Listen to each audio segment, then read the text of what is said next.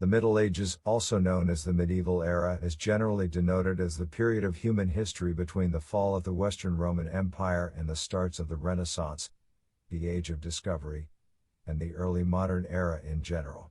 Roughly speaking, this period encapsulates European history between the 5th and 15th centuries and is typically itself divided into three sections: early the 5th 10th centuries, high the 11th 13th centuries, and late the 13th 15th centuries. These years saw the rise and fall of kingdoms, the gradual spread of Christianity throughout Europe, as well as the early splintering of the Roman Catholic Church preceding the Reformation in the 1500s, and is characterized by the existence of feudal societies and polities. Despite understanding much about our ancestors and their society, there are also aspects, both significant and minor, which have become conflated, manipulated, or misunderstood to the detriment of historical truth. Number 20. Medieval archers did not draw their arrows from a quiver on their backs and would often not wear shoes whilst shooting. Despite the frequent appearance of archers in modern media, from Hawkeye in the Avengers to Legolas in The Lord of the Rings, the commonplace positioning of the quiver is widely incorrect. Contrary to popular belief, archers on foot rarely, if ever, drew arrows from their back. The movement was clumsy, only suitable for shooting from horseback, with medieval archers instead preferring to draw from a quiver attached to their belts. Medieval archers were also known to often fire barefoot. Without the rubber grip afforded by modern shoes, the approximately 100 pounds draw weight of a longbow required the active use of one's toes to ensure a firm, stable footing. Another Middle Age myth stemming from archery is the origin of the V sign, with the so-called two-fingered salute widely believed to originate from French practice of removing the index and middle fingers of captured English archers to prevent them from using longbows. There is no evidence to support this claim whatsoever. Whilst operating a medieval longbow actually only demands 3 fingers, hence making the removal of 2 inconsequential and counterproductive. In fact, captured common soldiers were typically executed, possessing no ransom value, and the first recorded use of the sign dates to just 1901. Number 19.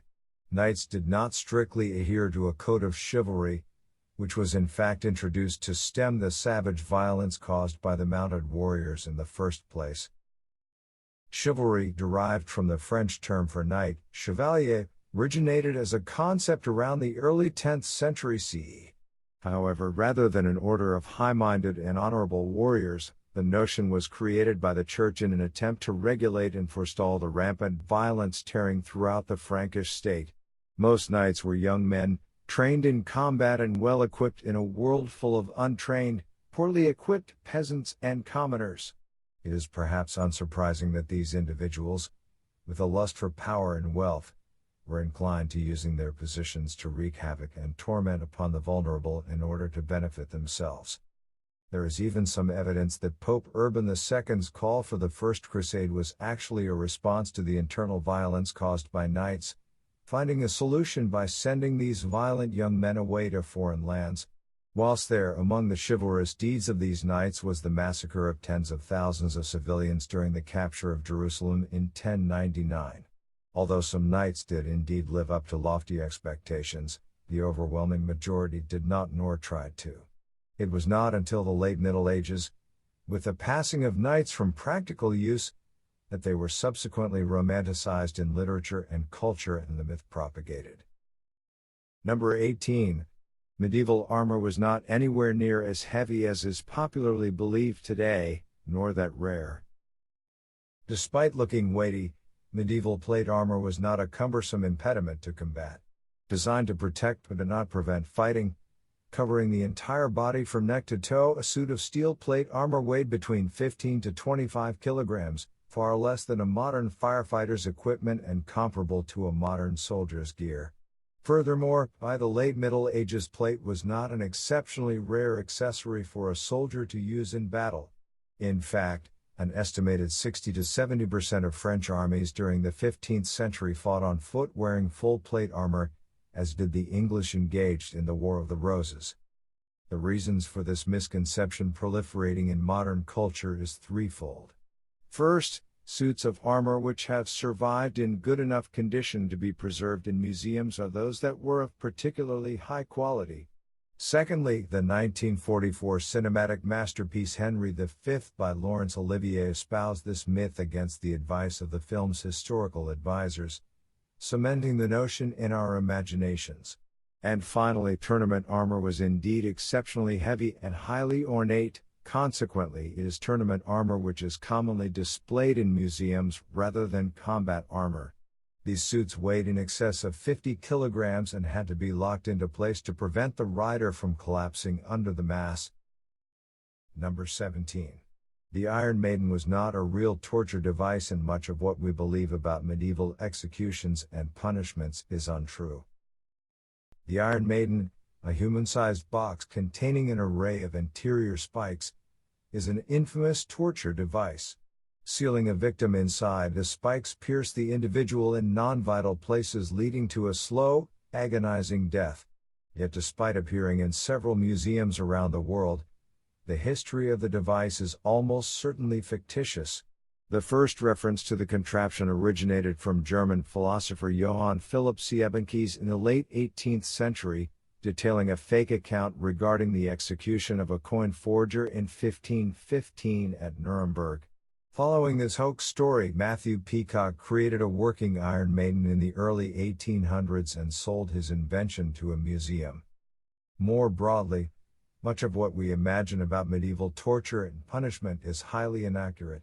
The rack, using ropes to stretch an individual's body in opposite directions, was not widespread until the religious persecutions of late 16th century Elizabethan England. Public beheadings were not a common spectacle, with execution by the axe regarded as a privileged method reserved for members of the nobility and conducted in private. Whilst capital punishment was not itself uncommon, those so sentenced often merely faced the hangman's noose, whilst parole or banishment served as a far more common punishment. Number 16. Maps in the Middle Ages did not commonly display "here are dragons" on unexplored regions, nor did the inhabitants of the day believe in such fantastical creatures. A popular assumption today is that medieval maps frequently included references to dragons, sea monsters, and other creatures in the farthest reaches of unexplored territory. In actuality, just one map dating from this period included the phrase "here are dragons" or a depiction of said animal.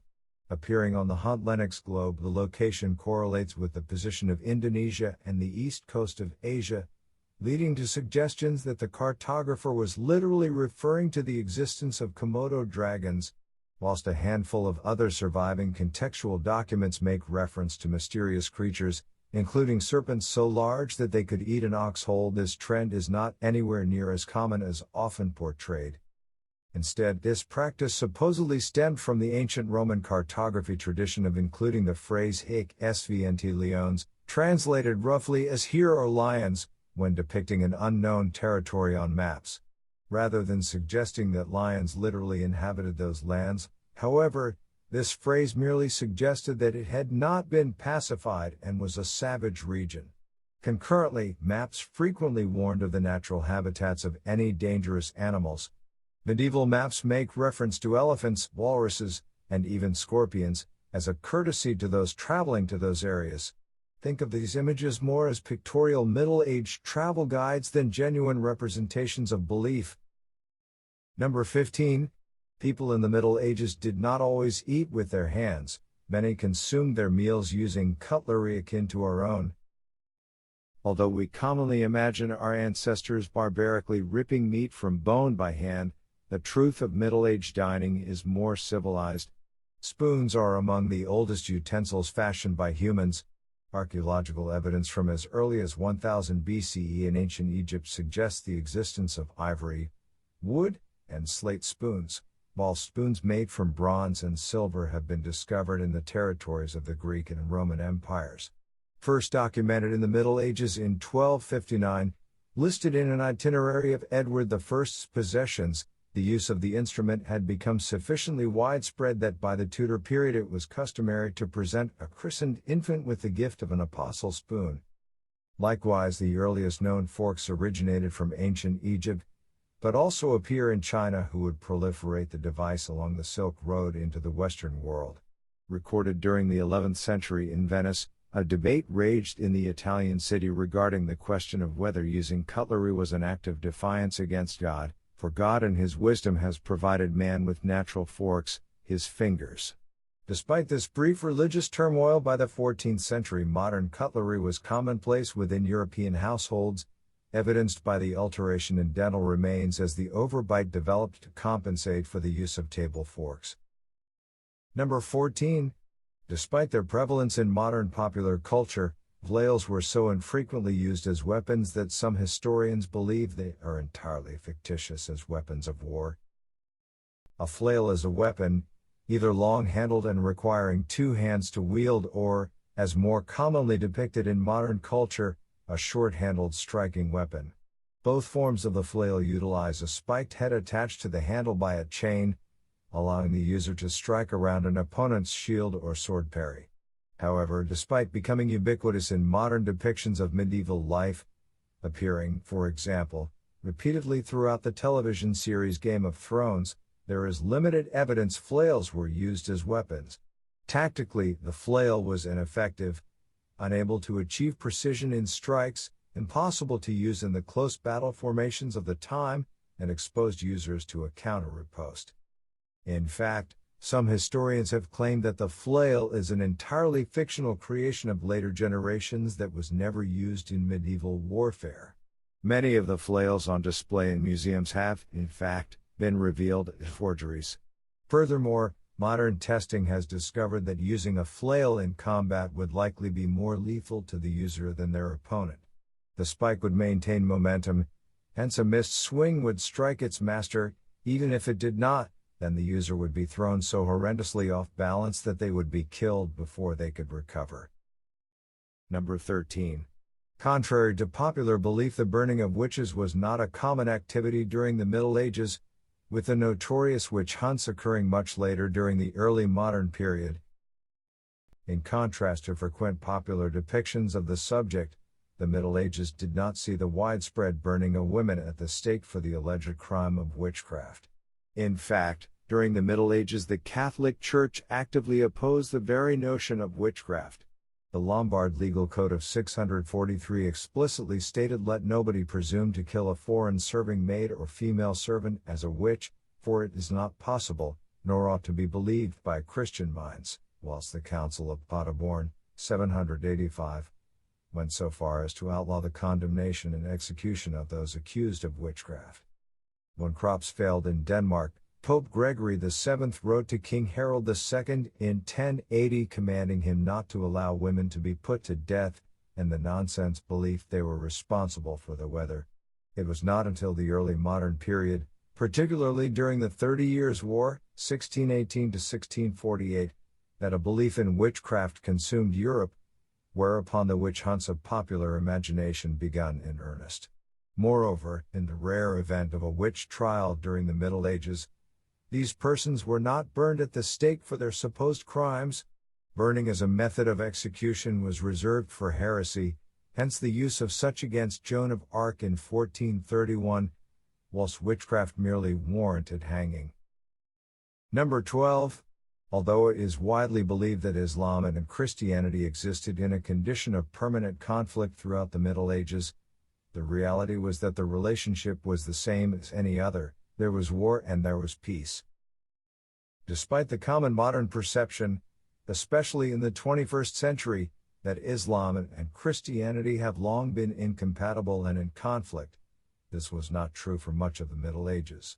Whilst it has been claimed that after the Caliph Umar captured Jerusalem in 638 CE from the Byzantine Empire that Islam and Christianity were locked in a brutal conflict that lasted for centuries, the reality is far from it. Whilst the Crusades occurred, among other instances of sustained and horrific violence justified on the grounds of religion, both societies also coexisted for prolonged periods of time in peace. Christian kings would hire the services of Muslims, and vice versa, referenced famously in Shakespeare's Othello. Islamic merchants from the Levant traded freely with the city-states of Italy even as the Third Crusade raged, and during the 16th century France allied itself with the Ottoman Empire against the Holy Roman Empire. Ultimately, whilst religious violence occurred, it was merely one factor among many as the cause of conflict in a world filled with strife. As with any neighbor during the Middle Ages, Christian or Muslim, there was war, there was commerce, and there were alliances. Islam and Christianity was no exception to this, nor any special case. Number 11. There is no evidence that substantial proportions of the population of Europe during the Middle Ages expected the world to end in the year 1000 CE. Apocalyptic predictions are nothing new, with 22% of Americans in 2012 believing that the end of days will occur during their own lifetimes. According to several historians, this practice was present during the Middle Ages, with January 1, 1000, widely proclaimed as the ultimate day of judgment throughout Europe, claiming that in anticipation of the return of Jesus Christ, vast quantities of people abandoned their jobs, dispersed their possessions, and journeyed to the Holy Lands for the fateful day. These historians paint a picture of widespread hysteria and fear regarding the start of the new millennium. Unfortunately for these historians, there is very little evidence any of this actually happened. Whilst Pope Sylvester II did predict the end of the millennium as the end of days, with some presumably believing him, there is no substantiating evidence of riots, mass pilgrimages, or terror in Europe. Accounts in support of these events only emerged centuries after the fact, akin to the misleading ancient histories of Herodotus. Furthermore, despite claims that people in the Middle Ages would believe what they were told against the evidence of their own eyes, much of Europe did not strictly adhere or follow the word of the Church, instead exercising, rightly, a degree of common sense. Number 10. Contrary to their fearsome and savage image, Vikings did not use the skulls of their defeated enemies as drinking receptacles. Many myths exist regarding the lifestyles of the Vikings during the Middle Ages, due in part to the frenzied writings of terrified Christians. One of the more prominent, and disturbing, regards the use of human skulls as cups from which Vikings allegedly drank. Despite widespread regurgitation continuing to this day, there is no evidence to support this claim whatsoever. In fact, the belief that Vikings used the skulls of their defeated enemies originates entirely from a 1651 mistranslation of a Norse poem, which included the line, "Heroes hoped to drink in Odin's hall from the skulls of those they had killed." Instead, the line was actually "drink beer at once from the curved branches of skulls." Within the Viking poetic tradition, curved branches of skulls was a common reference not to human skulls but animal horns. Whilst only a few such drinking horns have survived, it is clear the horns of goats and cattle were frequently used by Vikings. Outfitted with metal decorations, these horns often included religious iconography, such as Valkyries. Vikings also used cups made from glass, wood, and metal, akin to the rest of Europe. The only recorded instance of a skull being employed in this fashion during the Middle Ages was when Tsar Kalian of Bulgaria used Baldwin I of Constantinople's in 1205. Number 9. People during the Middle Ages were not forced to drink wine and beer because of the lack of available clean water. One of the most enduring myths regarding the Middle Ages is that the people who inhabited it were forced to drink alcoholic beverages due to the lack of clean water. Due to the infrequent inclusion of water as a subject in historic texts, some medieval historians inexplicably determine that because chroniclers in the Middle Ages didn't constantly talk about water that they can't have regularly consumed it. This conclusion, stimulating a lasting belief, could not be farther from the truth. Water was, in fact, habitually consumed throughout the Middle Ages, with a 7th century Byzantine physician recording water is of most use in every mode of regimen and that one cannot find a better drink. Even more contradictory, communities in the Middle Ages went to great lengths and paid enormous costs to ensure there was access to clean drinking water. Aware of the dangers of tainted water, in the mid-13th century the City of London constructed the Great Conduit, a system of lead pipes to bring fresh water into the settlement from outside the walls. People were granted free access, with the system replicated throughout Europe. Whilst there might have been a preference for alcoholic substances, with Alfred's colloquy noting ale if I have any, or water, if I have no ale, a preference does not denote regularity or exclusivity. Number 8. Mounted knights were not anywhere near as crucial to the outcome of battles as portrayed in popular media. Whilst early mounted warriors were undeniably effective in combat, the use of cavalry during the Middle Ages has been grossly exaggerated in popular imagination in the centuries since. Knights were never the backbone of armies, proving far too expensive to field in great numbers, and the armies of the European Middle Age were predominantly comprised of foot soldiers. With the development of more advanced forms of archery, in particular the English longbow archers, not cavalry, came to define medieval warfare. By the time of the 100 Years' War and the War of the Roses, even knights partaking in these events electing to sow from the ground rather than horseback. The Battle of Agincourt in 1415, one of the most famed engagements of the Middle Ages, featured approximately 6,000 to 9,000 English soldiers. Of these, an estimated 5 in 6 were longbowmen, with the remainder dismounted knights and men-at-arms in heavy armor. Moreover, knights were never a ubiquitous feature of medieval life. During the High Middle Ages 1000 to 1250, throughout the entirety of England there were likely no more than 1,200 fighting knights at any one time. By the late Middle Ages, 1250 to 1500, this relatively limited number had decreased further to as few as 50. Number 7. Christopher Columbus was not the first European man to discover the Americas, beaten to that title by approximately 500 years by the Vikings. Naturally, the very idea of being the first to discover a continent inhabited by millions is an outdated racialist and highly patronizing interpretation of history.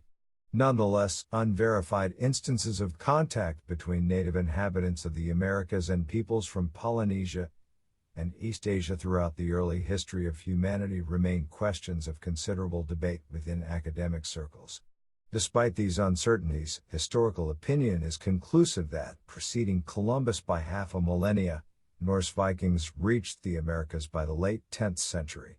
Arriving in roughly 980 CE, Eric the Red, having been banished for a period of 3 years from Iceland for manslaughter, named the territory Greenland to encourage migration. Gathering followers, a Viking colony is believed to have ultimately consisted of 2 main settlements, an east and a west, with a combined population of between 2,000 to 3,000. At least 400 farms have been identified by archaeologists, thriving before the site declined into abandonment during the mid-15th century. Although L'Anse aux Meadows remains the only confirmed site of Viking settlement in North America, the Icelandic sagas make reference to the exploration of lands to the west of Greenland. Leif Erikson is believed to have led an expedition to these regions, known to the Vikings as Vinland, as did his brother, Thorvald, in 1004, and Thorfinn Karlsny in 1009. Number 6. Not everybody died young, with many people during the Middle Ages able to live well into old age. One of the most frequent perceptions of the Middle Ages is that everybody died young, with a common figure claiming that 9 in 10 people died before the age of 40. Whilst this is arguably true to an extent, with men born, for instance, between 1276 and 1300, living just an average of 31.3 years, this statistic is also highly misleading. Medicine was notably limited in effectiveness, childbirth routinely proved fatal for women, and everyday illnesses today were terminal to our ancestors. However, it is important to recognize that these figures are simply an average life expectancy during the Middle Ages, and are skewed by catastrophically poor infant mortality rates. Consequently, whilst average life expectancy at birth was merely around 35, this includes those that lived immensely short lives. As many as 25% of children did not reach their 5th birthdays, with an estimated 40% dying before adulthood. As a result, those that did survive until the ages of 18 to 21 typically lived far longer than their 30s. A male member of the English aristocracy, having reached 21, could reasonably expect to see his late 60s or early 70s between 1200 to 1550, whilst even peasants could feasibly survive into their 50s and even 60s. The high rate of early childhood deaths manipulates the data to induce a far lower representation of life expectancy than that enjoyed by those who lived in the Middle Ages. Number 5. Despite their frequent representation as wearing horned helmets, Viking warriors did not wear such armaments at all. Throughout popular representations of Vikings, one consistent theme is ubiquitous, horned helmets. From television and film to the Minnesota Vikings American football team, the Nordic peoples are depicted as wearing horned headgear. However, there is no evidence whatsoever that Vikings did ever wear such attire. Vikings rarely wore helmets, with just one Viking helmet ever discovered. On the rare occasions they did, it is believed they commonly wore helmets made from iron or leather. The dangers of heavy armor whilst traveling across open bodies of water are apparent, and thus the lightening of the person in case of sinking was vital for survival. The origin of this myth is far more recent than one might imagine. Beginning in the 19th century, horned helmets did exist during the Middle Ages, appearing in ancient Germanic culture and becoming popular features in tournament armor. Drawing inspiration from these German traditions, when Karl Emil Deppler designed the costumes for a performance at the Bayreuth Festival of Wagner's legendary opera Der Ring des Nibelungen in 1876, he decided to include horned helmets for the Viking characters. The success of the opera was enduring, with the influential representation of Vikings becoming an indelible, if erroneous, part of popular imagination. Number 4. Although often depicted as a filthy, unhygienic period of history, people in the Middle Ages were much cleaner than we often give them credit for. Among the common assumptions made about our medieval ancestors, it is widely believed that they were disgustingly unhygienic. From claims that people preferred to marry in June because of the yearly bath occurring in May, to the exaggeration of the brief hysteria during the Black Plague that bathing opened the pores and exposed the body to dangerous miasmas, these beliefs have become entrenched in our popular understandings. Although failing to adhere to the standards of the modern age, inhabitants of the Middle Ages were, in fact, surprisingly conscious of their bodily hygiene. Smells were regarded as a commentary on a person's moral condition, with bad odors associated with sin and good smells holiness. As a result, public saunas and bathhouses were common occurrences during the Middle Ages, whilst London brothels required patrons to bathe prior to entering. The average wealthy person would enjoy regular baths in heated tubs of water, whilst even the poorer peasantry were able to take regular spit baths. Medical manuals frequently include reference to the importance of individual cleanliness as a precursor to good health, with the Secreta Secretorum imparting an entire section on bathing. Bathhouses also served an important social function, with Charlemagne reputedly inviting his sons, nobles, friends, and even attendants to bathe with him. Westminster Abbey, for a time, even employed a bath attendant with a salary of 2 loaves of bread per day. Number 4.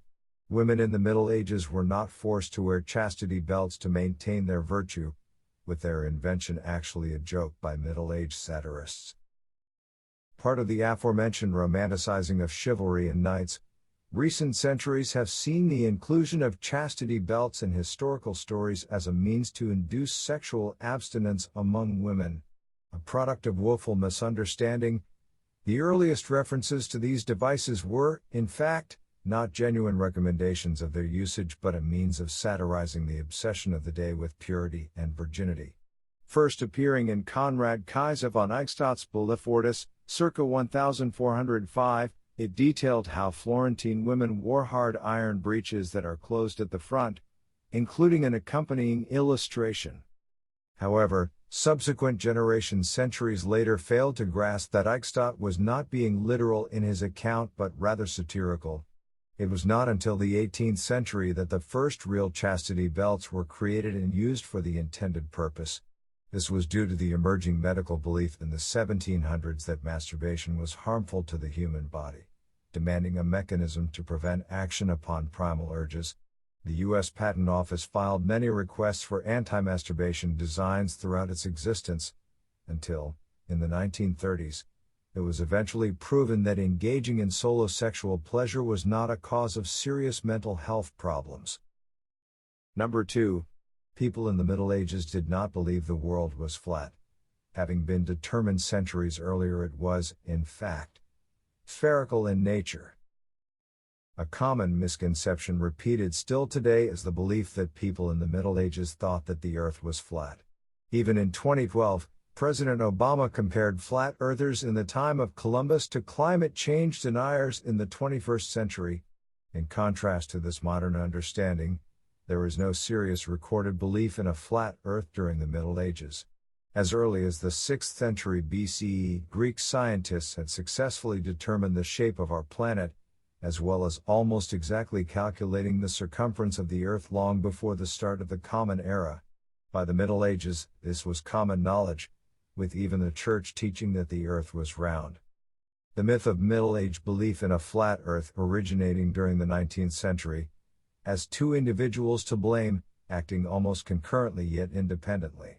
Frenchman Antoine-Jean Letron sought to disparage the Catholic Church in his 1834 study on the cosmographical ideas of the Church Fathers, seeking to depict the clergy as anti-science and ignorant. Meanwhile, American essayist Washington Irving, in an effort to embolden the myth of Columbus, introduced to the United States the erroneous concept that Europeans thought the folk figure was acting in defiance of popular opinion. Irving's work has become a staple of the American education system, even after it has been widely debunked as incorrect. Number 1. Despite common representations in media, Europe was not homogeneously white but was surprisingly ethnically diverse during the Middle Ages. When author George R. R. Martin was criticized for depicting his fantasy reproduction of medieval Europe as overwhelmingly white, the author replied that his creation fantasy analog of the British Isles, in its world and was historically accurate. Despite being a widely held idea of Europe, regarded as only diversifying in recent decades, Europe has, in fact, always been a melting pot of demographic diversity. Race was not viewed conceptually in the same manner that much of humanity does today, with racial slavery not yet introduced, and whilst tensions and discrimination existed, communities coexisted relatively peacefully. Large portions of Iberia remained under Islamic, namely Arabic and Berber, control for much of the Middle Ages, only ending in 1492. Throughout this period, Jews, Muslims, and Christians coexisted throughout Spain. When Jews were expelled from Christian Spain after the Reconquista, they migrated throughout Europe and North Africa. Meanwhile, migrants from Central Asia, fleeing the Mongol hordes, entered Eastern Europe, forming communities in modern-day Russia, Ukraine, and the Caucasus. Shakespeare's Othello, among other works, makes notable reference to the existence of non-whites throughout European society, with individuals like Saint Maurice celebrated in spite of their physical diversity,